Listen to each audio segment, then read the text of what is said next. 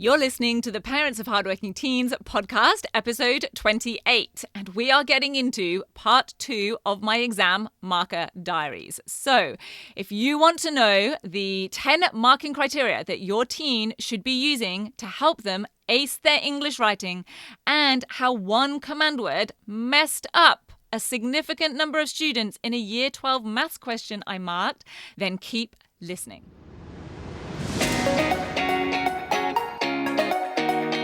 I'm Katie Jones, and with over 15 years in education as an award-winning high school teacher, international external examiner, and as a study coach, I've helped thousands of students skyrocket their results and confidence. And this podcast is where I share all my insights, tactics, and tips with you, the parent, so you can help your hardworking teen get happy, smart, and successful in their study, and have you both enjoy the journey along the way. This is the Parents of Hardworking Teens podcast.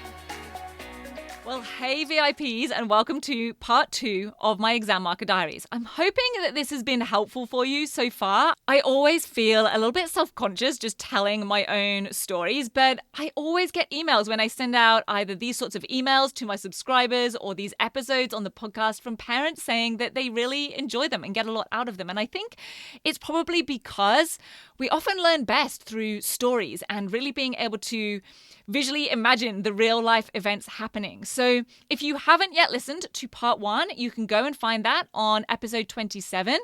And taking up here where I left off after marking those GCSE exams in the UK and then teaching some exam technique to my classes in Sydney, we can then fast forward to a bit of a detour, which I didn't love at the time, but was definitely another key moment and turn of events that has really brought me to where I am today. And that was being given an essential English class on my timetable. And as a non-English specialist, I was feeling pretty out of my depth, especially as by now I had also adopted my second subject as a teacher in Australia. So teachers in Australia have 2 subjects, not like having one back in the UK. And that subject for me was teaching maths. So the complete opposite of English. So you know me by now. I, of course, went out and found ways to make me better at teaching and helping those English students. And the bonus was that it also gave me more of that love that I was developing by now for getting behind the scenes of and into the inner workings of exams. Because it turns out you don't actually have to be a qualified English teacher. You have to be a qualified teacher, but you have to be a teacher of English to mark for the NAPLAN writing test. I guess partly because there are just so many of them, and also because a lot of primary school teachers mark them because they go from years 3 to 9. But you just have to have had experience in teaching and exam marking and applying criteria effectively. So being keen to improve my knowledge of some of the English foundations and wanting to help students be successful in their assessments, of course, I jumped on this. And this experience was perfect for that. It definitely dropped me into the deep end, but it totally worked. Because when you are marking for the NAPLAN writing test, you get to mark papers from across the whole cohort, right from year 3 up to year 9. And so you see how the 10 marking criteria that they use get applied to a really wide range of responses. So it was definitely challenging, but it gave me a lot of what I wanted and needed. So it was super helpful. And I will say as well, as an aside, it was challenging in more ways than one. Because for this marking, you had to go to a special secure marking center to go and do the training and the marking, which was every evening after school and at weekends for a week and a half. Now, when I marked in the UK, we had to mark in term time, but we had the papers at home. So you could just go home, you could mark through the evenings, you could do it whenever you had a moment. But being at the marking center, it meant that I would leave the house at 7:15 in the morning, go straight to school, have a day of teaching, go straight from school to the marking center, and then wouldn't get home till gone 9 p.m. I honestly don't know how any teachers who have got kids manage to do it. And I will say the piles of my own marking started to pile up, as did the piles of laundry at my house, I can tell you. But the thing that I really got out of that marking was not just being a better teacher of the nuts and bolts of English as a non-English specialist, but even more usefully for me in the long term and in the short term to help those students with their assessments was realizing how students could adapt their writing in pretty easy ways to create more impact and get more marks in English assessments. And most of all, it showed me how no one needs to be a natural talent at writing in order to score well in writing tests or English assessments.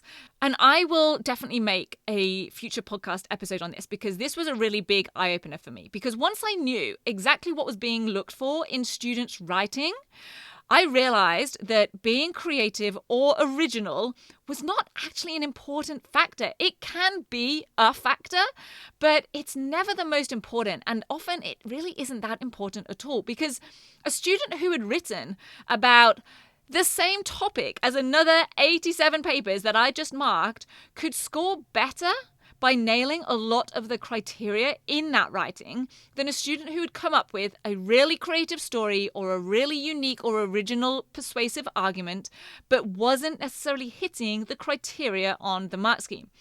And I can tell you that these criteria that we mark against for NAPLAN are basically the same as those that students are marked against even in the senior assessments in English.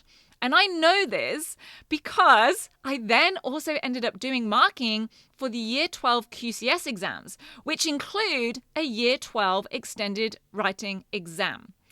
Now, the QCS was, until a few years ago, the Queensland Core Skills Tests, because by this time I had upped my sun-chasing game from going from the UK to Sydney to then moving up to the Sunshine State of Queensland. So as you can tell, if I'm going to do something, I'm going to do it well, and sun-chasing is definitely one of those. But here is what I really want to share.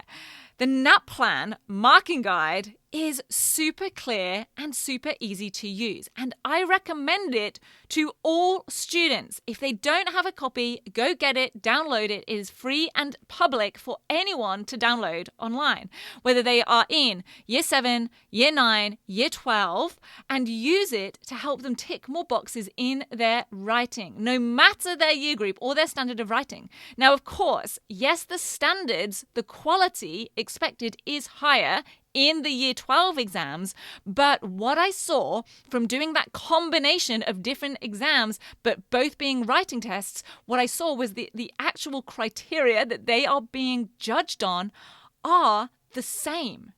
I will say the Year 12 version is written in a slightly kind of fancier way, but that is why I actually urge students to use the NAPLAN version, because it is very user-friendly.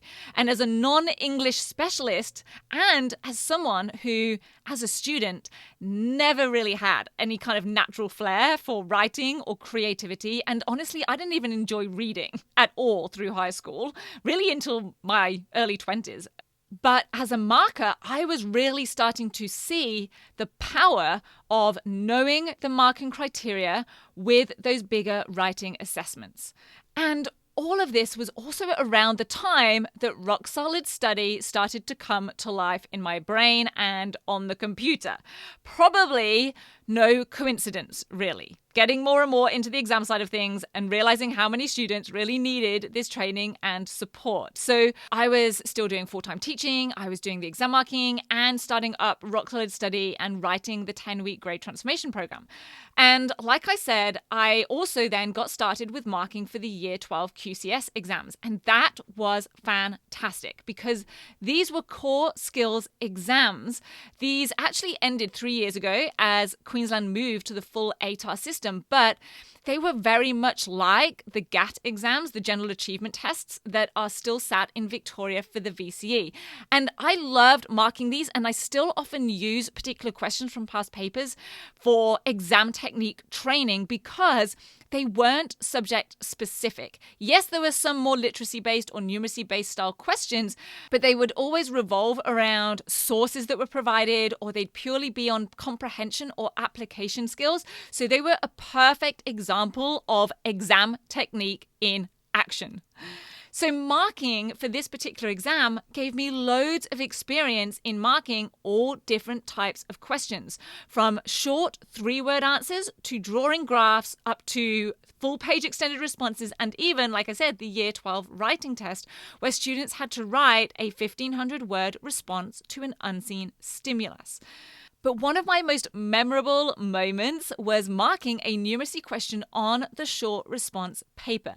Because remember, my second subject by this time was maths. So as you can imagine by now, yes, I also wanted to up my game in the exams side of maths as well.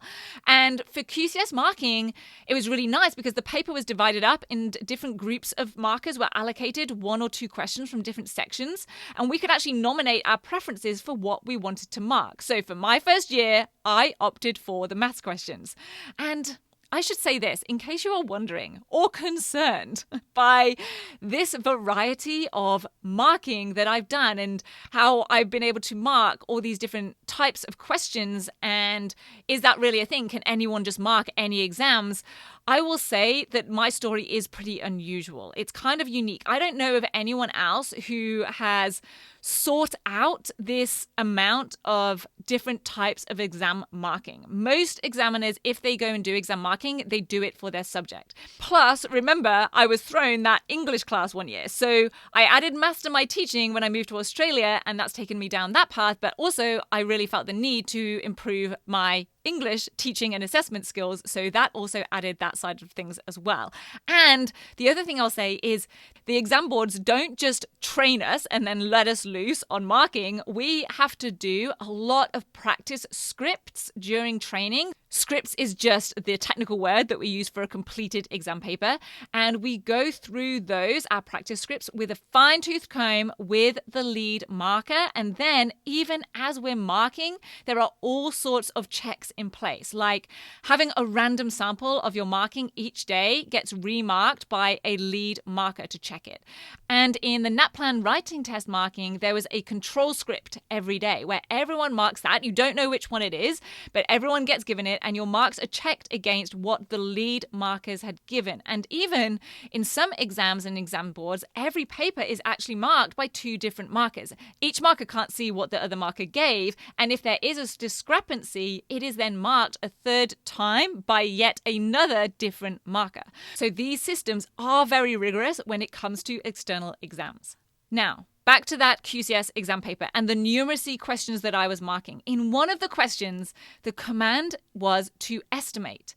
And I'd say in almost half of the scripts, maybe not half, but I would say 30 to 40% of the scripts that I marked, the students had actually calculated rather than estimated, which I will say required some pretty advanced mathematical skills. Some of them were even using calculus. Some of them were doing areas of a trapezium and then doing heaps of trapezium shapes on the graph and adding them up, which either meant that because it was pretty complex, they'd end up messing it up somewhere and getting the answer wrong, or they would get it perfect and they'd get the answer correct.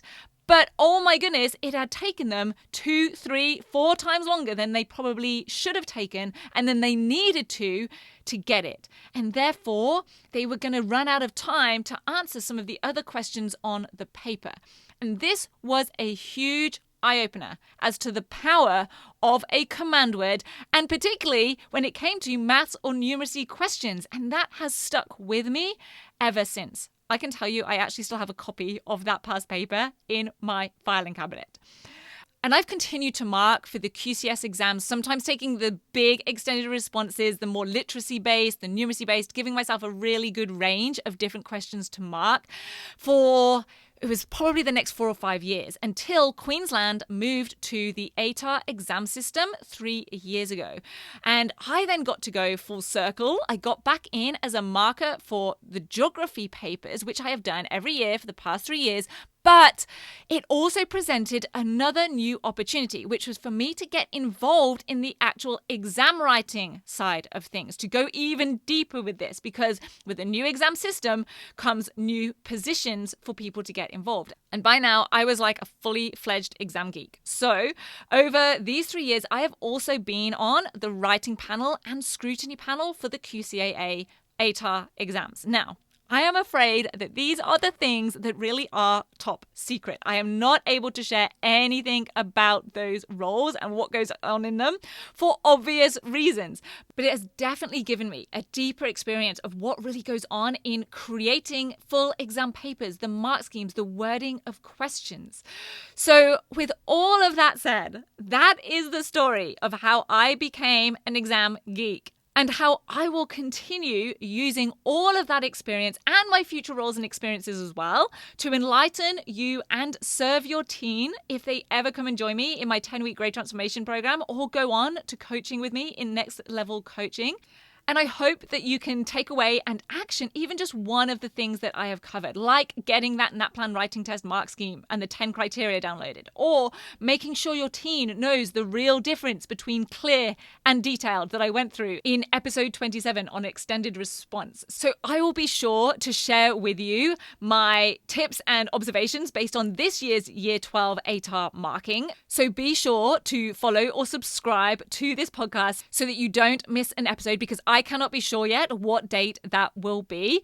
And while you are there subscribing or following on your podcast app, then I would love it and really appreciate it if you took an extra 30 seconds to just leave a 5-star rating and a quick review. I know it feels like a pain, but it really only takes less than a minute when you've got that podcast app open. So I'd really appreciate it.